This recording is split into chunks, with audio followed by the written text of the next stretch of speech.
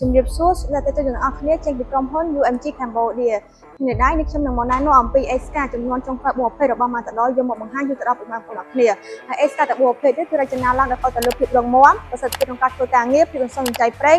និងប្រព័ន្ធបញ្ជាកាន់តែទំនើបជាងមុនមានដូចជា ME 225 LT ដែលវាមានទម្ងន់25តោននិងមានចំណុះប៉ែ 1.2 ម៉ែត្រគីប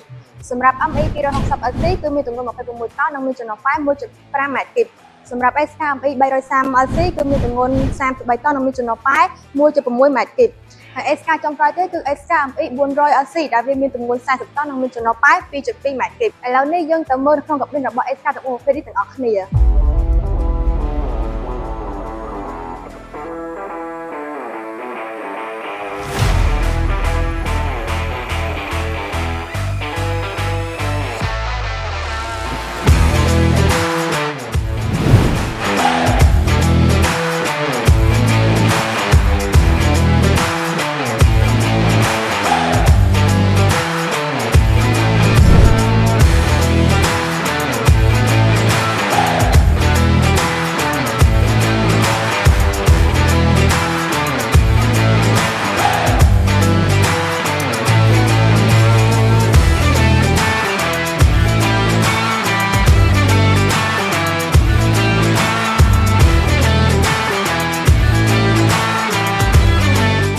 តែទីក្រុងទាំងអស់គ្នាចង់បើសិនជាមានចំណុចបន្ថែមកុំភ្លេចខមអូនណាបាយបាយ